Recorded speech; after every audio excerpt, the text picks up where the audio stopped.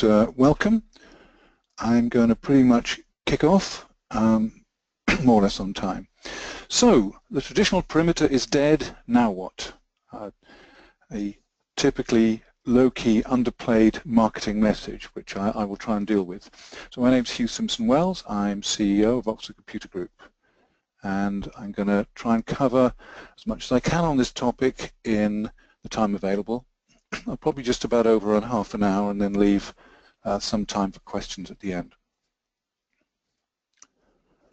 So my premise is this: the traditional perimeter is not suitable in a cloud or a cloud hybrid world in which users expect access on any device or anything from anywhere within reason. And so organizations are having to go through a security transformation. That's my thinking. So we better start by defining what we mean by security. I apologize, I have a bit of a cold, so I get the odd cough here.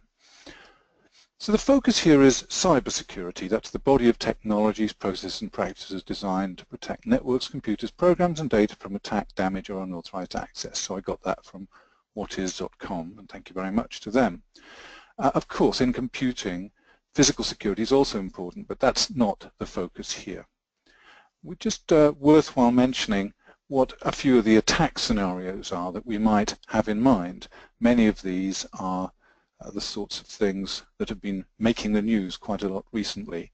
So what are we securing against? Well, of course, there is the rather obvious external access. We've heard plenty about this recently, particularly relating to perhaps the US elections. An attacker outside the organization wants to access systems for gain of some sort. Could be just getting control, espionage, blackmail. Maybe they can make money out of it. And really, that often involves identity or credential theft. Then there is denial of service. This is an attacker wanting to cripple a system. So they're not actually trying to get hold of credentials necessarily. They're just trying to make life difficult. Could be connected with blackmail.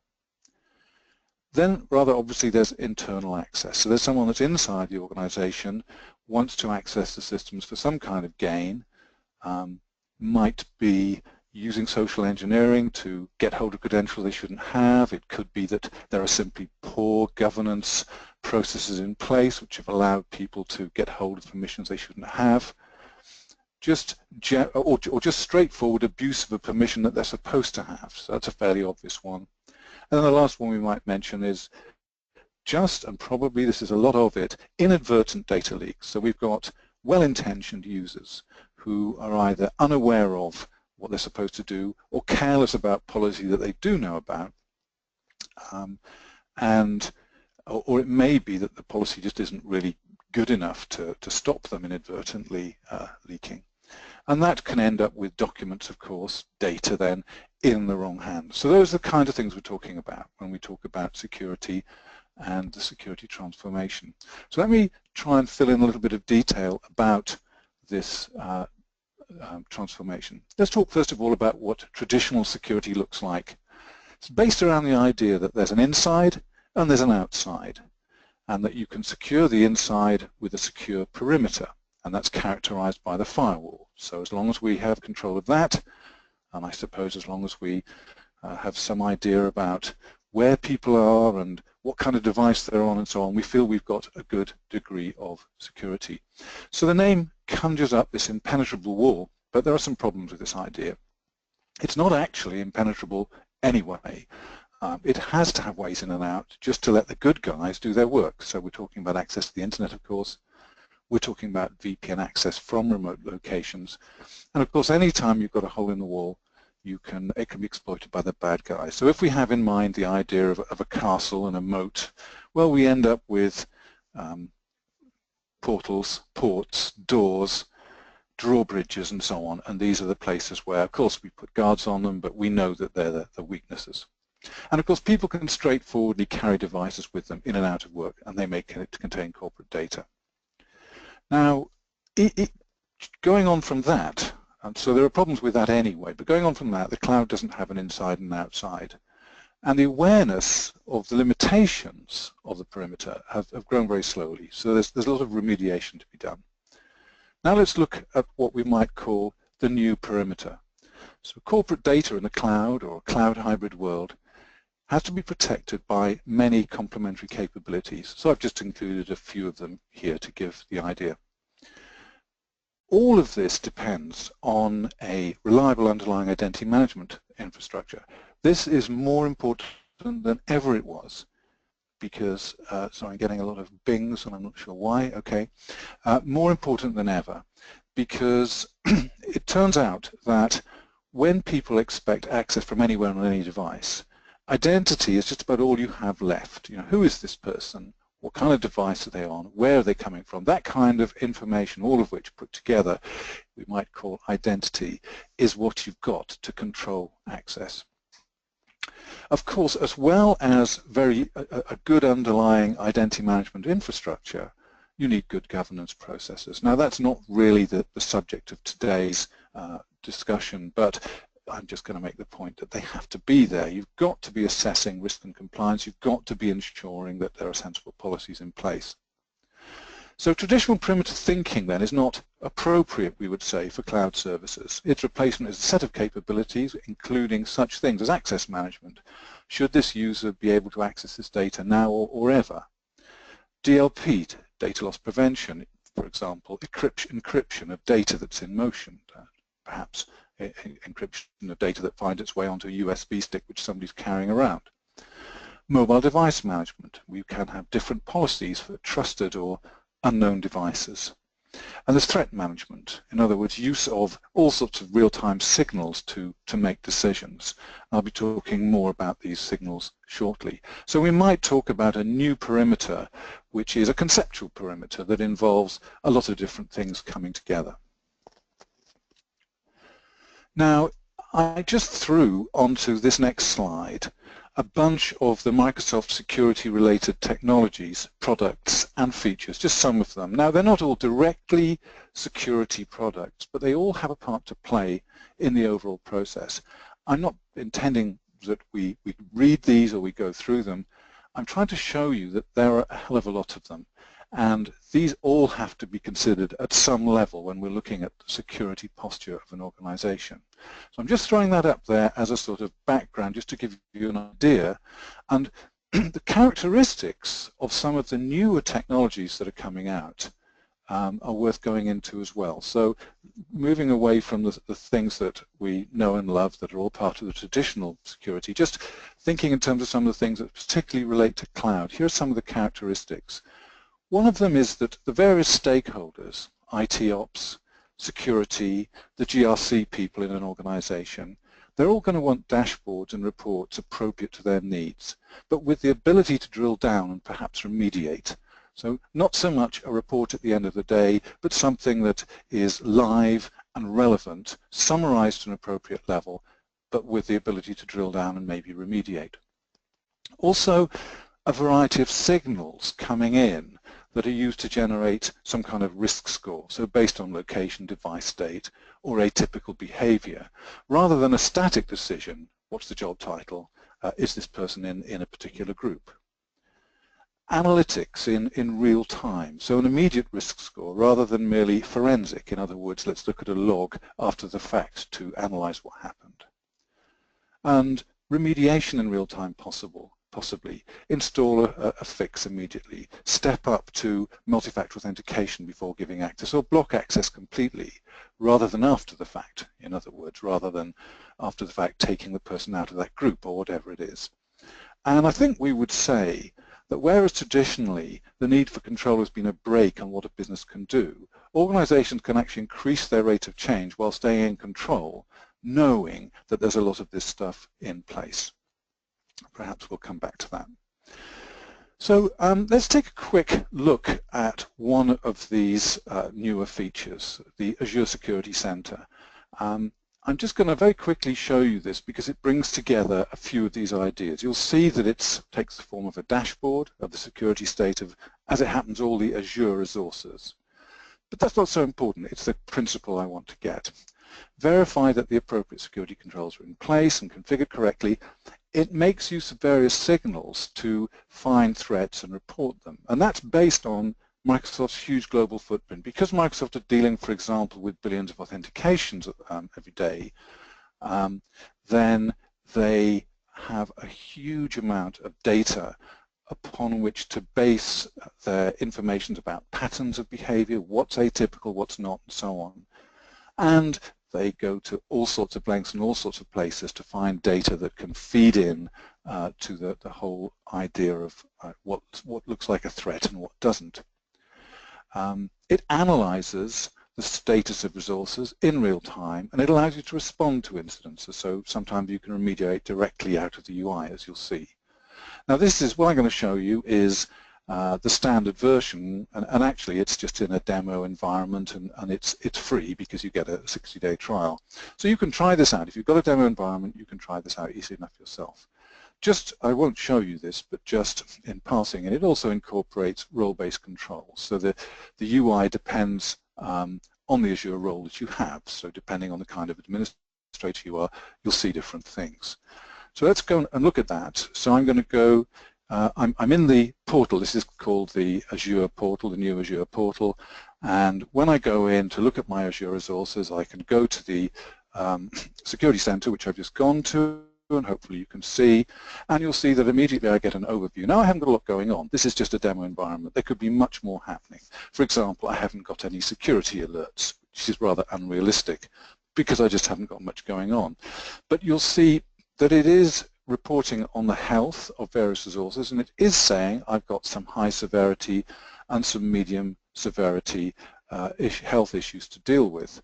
And I can actually, and I just want to show you the typical nature of these things. I'm not trying to demonstrate the whole thing to you, but the idea that you can click through and drill down to the specific issue. So let's look at that top one that says install endpoint protection. As it happens, I'm running some virtual machines. My so-called on-premises environment is an Azure environment. It's lots of Azure VMs then, if you like. And I can install endpoint protection. It says that I should install endpoint protection. If I click that, it'll say, okay, you can do that. Here are the VMs concerned. I can select the ones I want. I can say, go ahead, let's install it.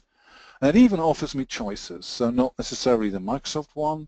There happens to be a partner product here that I could use. And I could go right ahead and do it here. So I'm just trying to give you the idea that these, a lot of these technologies have this feeling, you know, a dashboard with the ability at the appropriate level, the ability to drill down, using signals to report on threats, allowing you to analyze and respond and even remediate in real time.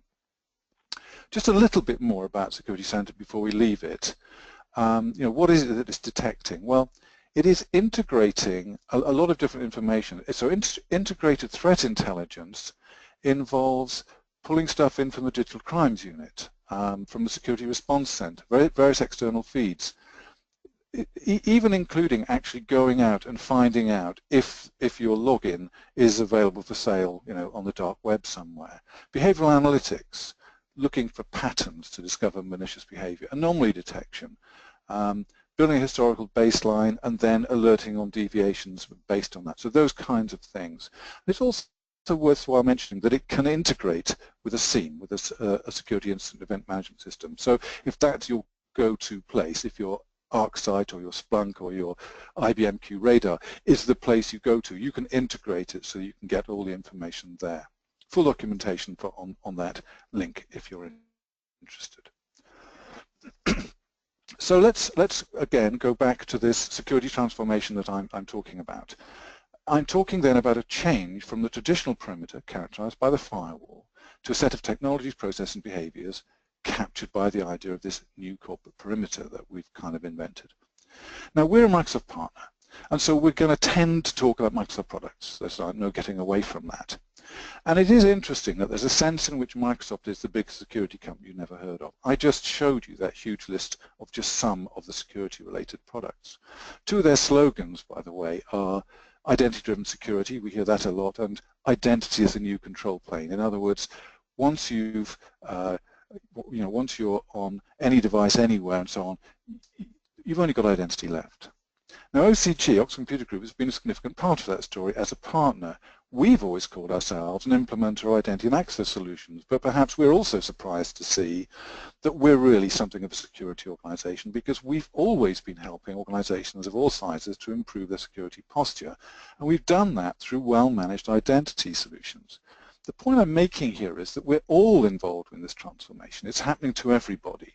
So it's happening to us, it's happening to Microsoft, it's happening to our customers. Now, I would also say that organizations typically spend a lot of their time firefighting. So not only is there a challenge here to move from legacy technologies to more modern approaches, but it's an opportunity to get ahead of the game and develop a clear picture of the long-term security goals and how to get there, to sit back and perhaps review where we are. Now, I mentioned identity a few times there, and I think it's very important to focus a little bit on just how important identity is. So here are a few examples of policies that we might be interested in.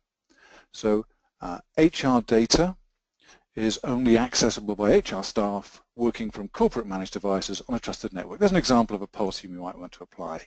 And then here's another one, a more relaxed one. Users can access their own email from any device at any location. Now, to apply policies like these, we need various signals. We need to know who you are, verified by an appropriate and trustworthy authentication process. We need to know what device you're on and how trustworthy that is. Is it Azure AD joined? Is it healthy? Has it been jailbroken? Has it been compromised in some way? And then we need to know where are you? How are you connected?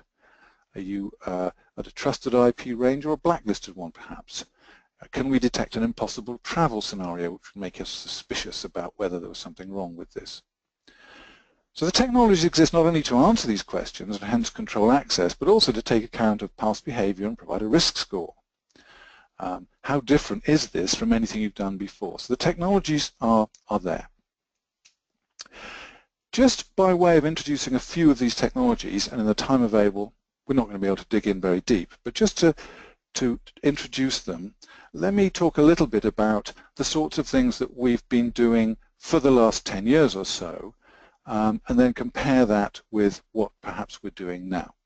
So identity and access management as it was, I think what we've been doing for years is taking on-premises servers and services and synchronizing them, typically using some Microsoft Identity Manager, but that doesn't matter, the principle's there. In other words, when we have a user from an authoritative source like HR, we can make sure that they get propagated everywhere they're needed. We might manage groups as well and make sure they're available when we need it, whenever they're needed. And that means that when a user tries to get access to something, as long as that something is integrated with Active Directory, then the user can happily get access. And we can draw a box around that, that's our perimeter, and say we don't have to worry about anything outside that. Except that, of course, we do really, because we're going to need some kind of access to the outside world, as already mentioned. This user may need access when they're not in the office, and so there are reasons why, self-service password reset or whatever it is, but there are going to be reasons for that.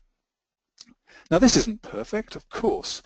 Because we know that perimeter isn't really a completely solid perimeter, there are always threats, and that's why, amongst the many things that Microsoft has recently brought out, there is advanced threat analytics. That's a completely on-premises security solution which looks for threats on-premise. I just mentioned that in passing. So the user logs on, they get authenticated by AD, they get some group memberships, and they're happy, they get what they need.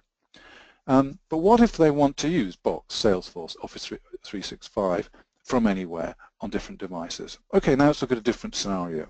Here's our on-premises scenario, and here's the cloud.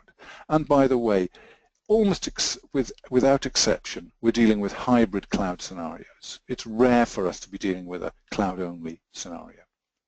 Now, there are going to be things in the cloud that we want to use, or want to get access to, or data that we've got, or in this directory that we have.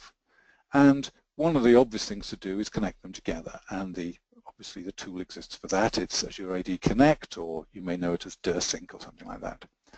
And we can make sure we synchronize the users and the groups there as well. And that means that when a user comes along and wants access to either a cloud or an on-premise service, device, service, database, whatever it is, they can get access. And we can arrange for single sign-on as well. That might be using ADFS, or it might be using pass-through authentication. I must give a shout out to pass-through authentication because ADFS has had a bad rap for providing SSO as being a slightly clumsy way of doing it, but pass-through authentication has just recently been released by Microsoft, and that is definitely an interesting step forward. Now this is all fine and good, but where's the firewall protection? You know, where is the control and where's the trust in the domain joined device gone if we're sitting out in the cloud? Well, let's look at this from a slightly different perspective now. Let's imagine that we are in a cloud hybrid situation, that we've got an on-premises situation and we've got a cloud situation, and here's our user. Okay, what's the user trying to do? The user's going to want to get access to some applications. That's how they're going to get to their data. Now their experience of that, the realization of it is going to be through something like the My Apps portal. If it's Microsoft, it's the My Apps portal. Now the My Apps portal is a representation of the applications that have been made available to this user. Let's have a quick look about how something finds its way onto there. You'll see there's Twitter there at the bottom in the middle. Let's just have a quick look at how that happens. So where I am here is I'm in one of the interfaces, one of the portals that's available for managing our users and our groups and so on in Azure. That's Azure AD. If you haven't come across it, then just think of it as the extension of Active Directory in the cloud. And I could be looking at my users, and I could be managing groups and so on. But one of the things I can manage, I'm sorry, this is probably not quite keeping up. One of the things I can manage is applications. If I go to applications and look at the applications my company uses, just do this again, sorry.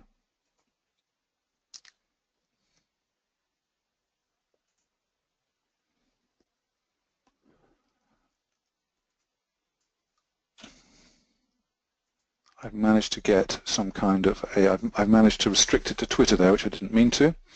Okay, so I've got a number of applications that I have made available to some users or other. Let's look at Twitter. I did actually want to look at Twitter, but I wanted to approach that in a slightly different way. And you'll see that I can assign accounts to Twitter. So here is where I'm deciding who will have this appearing on their My Apps portal. And if I look at all users and list them, I'll see who has been assigned and who's not. In this particular case, you'll see that some of them have been directly assigned because I actually came in here and assigned it, and others who've inherited it because they happen to be in an appropriate, in this case, the marketing group. Okay, so that's how people get stuff on their My Apps portal. But some of these apps might not be cloud apps. It might be that we're giving access to on-premises applications through the use of the Azure Application Proxy. Now this is, I think, a much undervalued feature of Azure, the Azure Application Proxy. So this gives us a way of far better controlling what users have access to. It gives us one way of people getting access to everything they need. Okay, so the user comes along one day and they log on. Now let's assume there's some kind of single sign-on in place. That means that fundamentally the Active Directory on-premise is still being used. Doesn't have to be, could be the Azure AD that's being used, but let's assume that that's the case. So they come along and they're going to get access to something, but we have put identity protection in place. So as part of the authentication process, we've switched on what's called identity protection. Let's take a look at what that is. So if I go to my Azure portal, I'll just go back a step or two just so that you can see where I came from. So I started off at my main dashboard and I went to Azure Identity Protection. I had to switch it on first, but once it's switched on, it's there. It immediately gives me an overview of users flagged for risk, and I can immediately drill down onto these and see who are these users, what are the risks, and you'll see we've got various risks which have either been remediated or whatever. I've got, you can see at the bottom down here, I've got various things like I've got vulnerabilities, users that have not got multi-factor authentication registered, administrators who aren't using their privileged roles, they don't need them, we've got too many global administrators, things like that. But if I drill down to any of these, I'll see more detail. Here are sign-ins from anonymous IP addresses. Here are sign-ins from unfamiliar locations. So these are things that have been picked up and I've been alerted of. And what I can do about these is I can go in and manually just decide what to do about them. So, for example, sorry, I have just overshot where I intended to be. Let's try that again. This is where I meant to be, sorry. And you'll see that I can decide to dismiss these events. I can decide to force somebody to reset their password. Depending on what it is, I can do different things. I could mark something as a false positive. I could mark it as resolved. I could just say I want to ignore it. This is just a way of cleaning up my dashboard so I don't keep seeing things I don't want to see. So there are various things that I can remediate directly from here. But the thing I really want to show you is that you can configure a couple of policies. One is a user risk policy. And that says that if a user coming in has been identified as a risk, from all these signals coming in that Microsoft is picking up from all over the place, I can do something about it, have something done immediately as a policy. I can apply it to all users or some users. I can decide that it'll be based on a risk level that's low and above, medium above, or high. And I can select what to do, which is just coming up, and I know it's coming up more slowly for you. I'm trying to keep an eye on that. I can block access completely, or I can allow access provided that they immediately do a password change. So that relates to the user, but then there might be a risk relating to this particular sign-in. So let's look at the sign-in risk policy. The sign-in risk policy again applies to all or some users. Again, will have a risk level associated with it. But what I can do is, again, either block access or I can require multi-factor authentication. In other words, I can say I need the additional step up here to multi-factor authentication because we've recognized that this particular sign-in looks wrong. So as a result of all these signals coming in, identity protection can decide to let you in or to block you or to force you to do a self-service password reset, which will then allow you in. Okay, so far so good. Again, what I'm trying to show you here is a number of things working together. So the next thing is that the user decides to use one of these apps. They're going to use SharePoint as it happens. And what we can do here is bring in conditional access. So let me show you what that looks like. So going back to our applications, let's look at that SharePoint application. Here it is, SharePoint Online. And we can configure that. And the configuration here has some interesting options. Again, it'll take a moment to come up. And let me first of all switch on the multi-factor authentication rules. I can say that some or all users except some users, must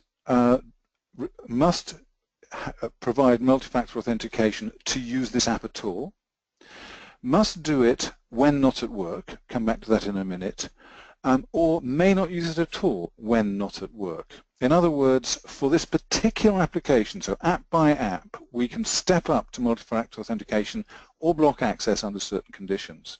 Now, I'm not going to do this because it'll take time, but of course, what at work means has to be defined. So you define the locations, the IP address ranges effectively, which you're going to accept. What else could you do? Well, you could have it based on devices. So with the device rules enabled, I can say that all users or some users or all users except some users and so on, their devices must be compliant. And that could mean one of a number of things, domain joined or marked as compliant or just one or just the other. Only selected devices, and you can see we can choose those too. And we can also enforce that application based on certain other options. Now, it's also possible to bring Intune and Lookout into this. I'm not going to go into this, but Lookout allows us to get further signals about the health of a device, and if we installed Lookout, we're going to see a different interface and we're going to be able to make different decisions. The point I'm making is that based on various signals that may come from a number of different sources, we can decide to let the user have that access to that application, or we could block it or force them to step up to multi-factor authentication, and as a result then of course they might get access. So I'm trying to show the idea of integration of a whole series of things that are coming together to provide us with, well, what I'm calling the new perimeter or the virtual perimeter. Okay, just, I don't know whether this will help, but just a slightly different way of looking at it. And we've got a user trying to get access. First of all, they need to authenticate. At that point, it's perfect, and all sorts of things may be in use. And I haven't even got time to go into these, but there's Windows Hello, there's username and password, there are certificates, there's multi-factor authentication, identity protection could be involved, but one way or another they get authenticated. The next thing is, do they actually have just regular access? In other words, have they even been assigned this application? That could be controlled by groups. Then there's the conditional access. So based on other signals, are we going to allow them to get access to this app? And of course, I didn't even cover this. Once you're in the app, there's authorization. So SharePoint can natively use the Azure AD groups, which might be synchronized with AD groups. Mechanisms differ. They could be using Azure AD groups, could be using roles in Salesforce, whatever it is. So there'll be additional authorization as well, which might all be integrated together. So my summary, I'm coming towards the end of this, is that the traditional perimeter is dead in a sense. Now, I don't want to give the idea that all of that stuff is irrelevant. Of course it's relevant. As long as we have got on-premises systems, the perimeter is still important. But it's not enough. It's not a valid concept in the cloud. Still valid on premises, though perhaps it should be augmented because the threat is always there, and so threat detection might be important. The new perimeter then is a bunch of technologies working together, and I've tried to demonstrate a few of those. Identity management is actually more important than ever. We should be making sure that we sort out on-premises identities, because if that's not right, all you're going to synchronize into the cloud is something that's already wrong. It's going to reproduce the same sorts of issues in the cloud as are perhaps on-premises already. So getting the identity management story sorted out is really, really important. Of course, there are then cloud identity management capabilities which we can utilize as well. And surrounding all of this are the strong government processes, and I haven't really been into those at all, but already built into Azure Active Directory are some simple attestation capabilities. I haven't talked about privileged identity management for controlling who has access to administrators and so on. We could talk about role-based access control, both within something like Azure and across all of our systems. I think what we're saying is that every organization has a chance and probably should take a fresh look at its security posture. Now, I said that I put up a slide earlier, and here it is again, with a big long list of security-related technologies, products and features, just some of them. Again, some of them are not what you'd call directly security-related technologies like Active Directory, but they're part of the story. They're part of making this work. They're part of the management of identities. But loads of these are absolutely pure play security products. Some of them are the newer things that some of which I've shown you. It's a big long list, and this is a list that has to be considered if we're going to look at the security posture of any organization. So in finishing, I'm saying, what's next? Well, security transformation is a huge and important topic, and of course I've only scratched the surface. If you want to know more, you could contact us to find out about security transformation briefings or a security transformation training course, or our consultancy solutions, which usually start with an envisioning workshop, in which we would be taking account of all of those things that I just showed you and more, and making sure that we've thought about where they fit into any organization's overall security posture. There are the details for contacting us. Thanks for listening, and if you have any questions, you can always get in touch with me directly or through info@, or you could go and look at our website. Now, I have left a bare 10 minutes at the end, which was the intention. So I don't know if we've got any questions. They're normally a little slow to come in at the end. Yes, hello, Andres. Nice to see you too. So let me know if you have any questions that I can answer, anything that you need me to go back to say a little bit more about.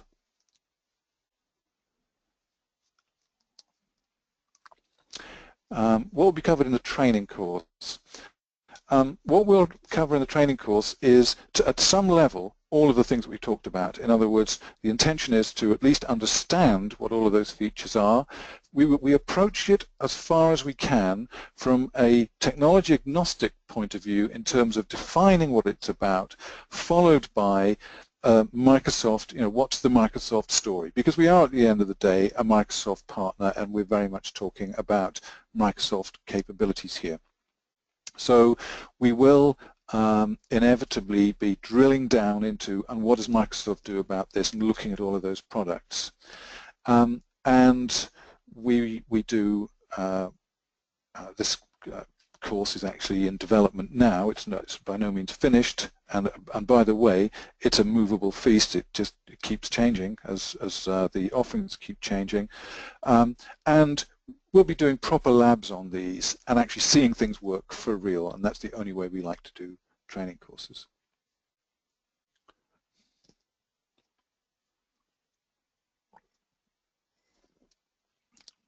I'm not seeing any other questions. Always worrying not to see questions, because it either means that I've said everything, or more likely that I'm so far off the mark that nobody quite knows what to ask.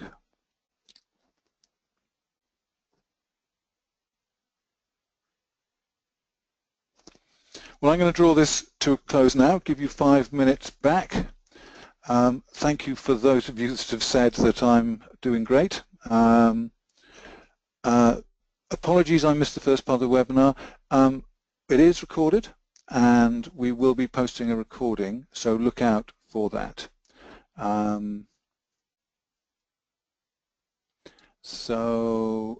With that, I am going to wrap this up and say thanks very much indeed to everybody for paying attention, and to those of you that have stayed till the end, and see you again on another webinar sometime or at some other event.